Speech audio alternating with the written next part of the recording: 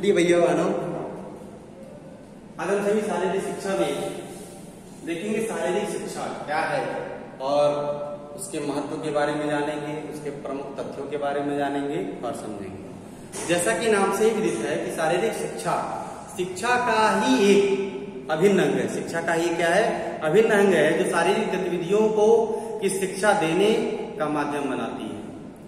विभिन्न शिक्षा शास्त्रियों ने इसकी अपने अपने तरीके से शिक्षा की परिभाषा विभिन्न प्रकार से दी है। जैसे चार्ल्स ए ब्रूचर चार्ल्स ए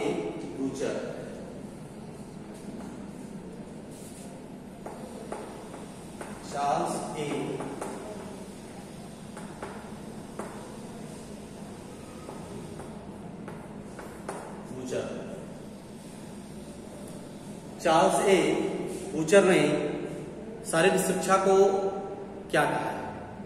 शारीरिक शिक्षा को उन्होंने कहा कि शारीरिक शिक्षा पद्धति का एक अभिन्न अंग है। शारीरिक शिक्षा शिक्षा पद्धति का एक अभिन्न अंग है, जिसका उद्देश्य शारीरिक गतिविधियों के माध्यम से मानसिक, सांवेगिक तथा सामाजिक रूप से जो उसके परिणाम को ध्यान में रखकर चुनी गई वो नागरिक को सक्षम बनाती है। यानी कि शारीरिक शिक्षा एक ऐसी शिक्षा पद्धति है, यानी शिक्षा पद्धति का एक अभिन्न अंग है, एक भाग है, जिसका उद्देश्य क्या है कि शारीरिक गतिविधियों के माध्यम से, यानी शारीरिक जो हम खेल कूद करते हैं, व्यायाम करते हैं, उसके माध्यम से मानसिक, सांवेगिक तथा सामाजिक रूप से जो उसके परिणाम को ध्यान में रखकर चुनी गई हो नागरिकों को क्या बनाती है? वो सक्षम बनाती है। रोजालिंड कैसिडी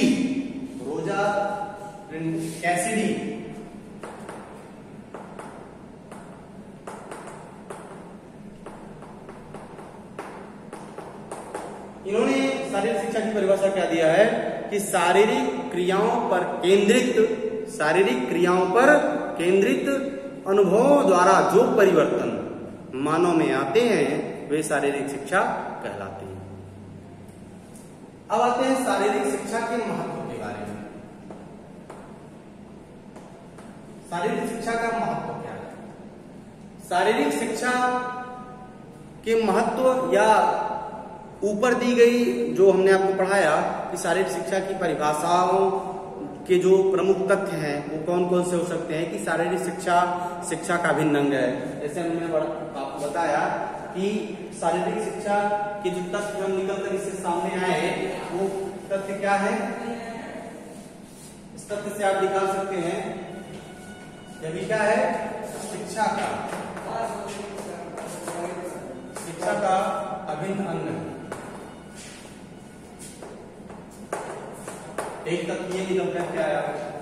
दूसरा तथ्य क्या है कि शिक्षा का वह क्षेत्र गतिविधियों तथा उनसे होने वाले प्रभावों में संबंध रखता है। शिक्षा का क्षेत्र जो है या शारीरिक शिक्षा का क्षेत्र गतिविधियों तथा उनसे होने वाले प्रभावों से संबंध, यानी गतिविधियों तथा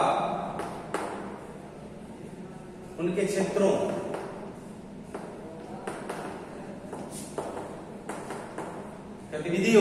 तथा उसके क्षेत्रों में होने वाले प्रभाव में संबंध रखता है।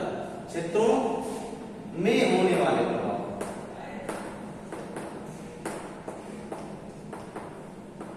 में संबंध रखता है। तीसरा क्या है कि इसका उद्देश्य है कि व्यक्ति में मानसिक, नैतिक और सामाजिक, व्यक्ति में क्या होना चाहिए? मानसिक,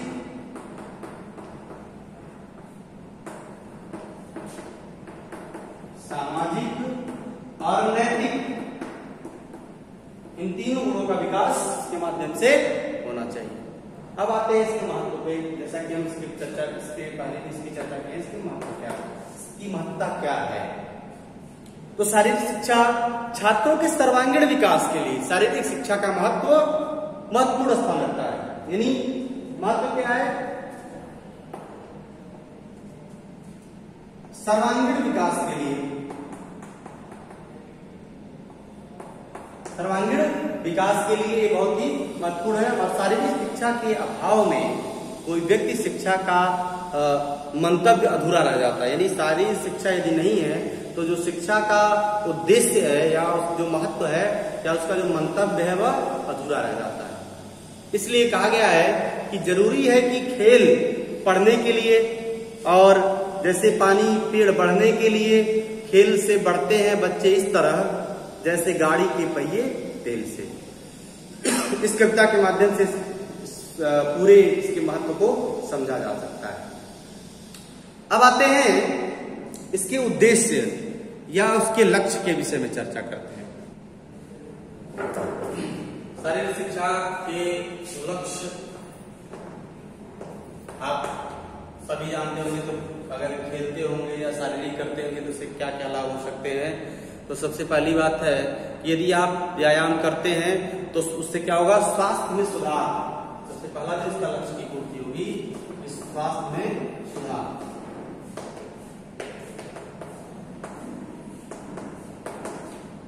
स्वास्थ्य में सुधार। उसके बाद मूल क्रियाओं में सुधार। जो आपकी मूल क्रियाएं हैं उसमें क्या हो जाएगा, सुधार।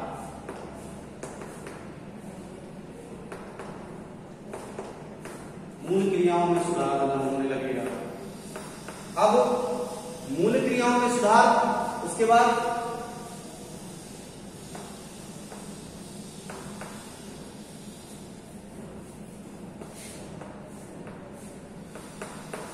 इसके बाद आप देख सकते हैं कि एक अच्छा नागरिक बनना है। एक अच्छा नागरिक बनना है तो उसके लिए भी हमको क्या होना चाहिए, हमको शारीरिक शिक्षा का ज्ञान होना चाहिए। अच्छा नागरिक बनने के लिए या नागरिकता को प्राप्त करने के लिए, नागरिकता को प्राप्त करने के लिए यदि आप एक अच्छे नागरिक हैं या एक आप अच्छे नागरिकता अपने देश की बना सकते हैं तो उसके लिए जरूरी है कि आपको शारीरिक शिक्षा का ज्ञान होना चाहिए। शारीरिक शिक्षा का लक्ष्य है। व्यवसाय की प्राप्ति भी होगी उससे। यदि शारीरिक शिक्षा आपकी अच्छी है तो व्यवसाय की प्राप्ति में भी क्या होगा, आसानी रहेगा।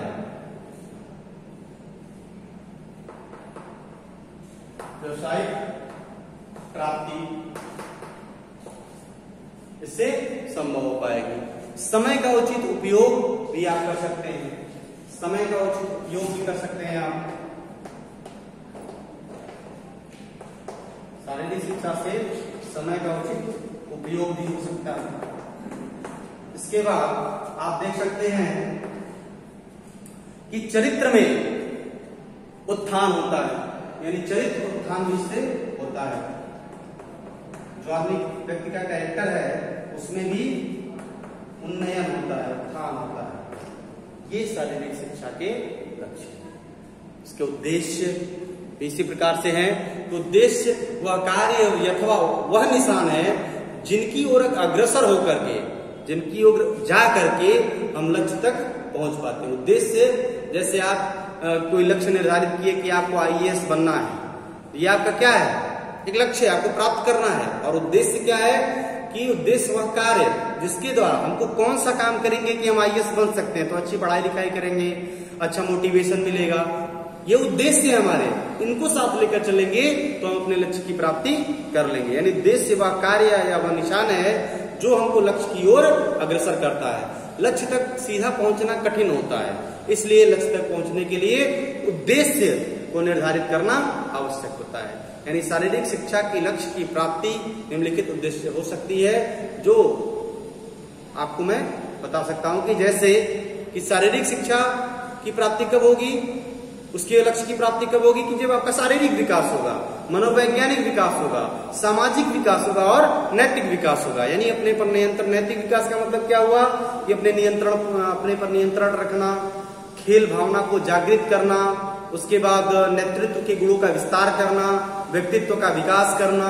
शारीरिक विकास का मतलब होता है क्या है कि नियमित वृद्धि एवं विकास हो आपका, शरीर के सभी संस्थानों का सामान्य रूप से कार्य करना, मस्तिष्क तथा मांसपेशियों में तालमेल बढ़ा करके कौशल बढ़ाना, शक्ति अथवा अधिक देर तक कार्य करने की क्षमता को प्राप्त करना या विकसित करना।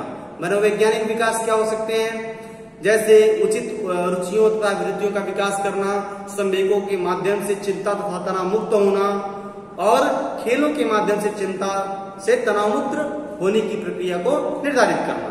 सामाजिक विकास कौन कौन से हैं कि दूसरे को प्रति सहानुभूति और सहयोग बढ़ाना, किसी के प्रति सहानुभूति और किसी के कार्यों में सहयोग कर सके ऐसी अभिवृत्तियों का विकास करना, तथा घर तथा समाज का अच्छा सदस्य बनना। इन तमाम प्रकार के उद्देश्यों को लेकर जब हम चलेंगे तो शारीरिक शिक्षा के लक्ष्य की प्राप्ति हमें हो जाएगी। धन्यवाद। अगले वीडियो में हम अगले टॉपिक की चर्चा करेंगे।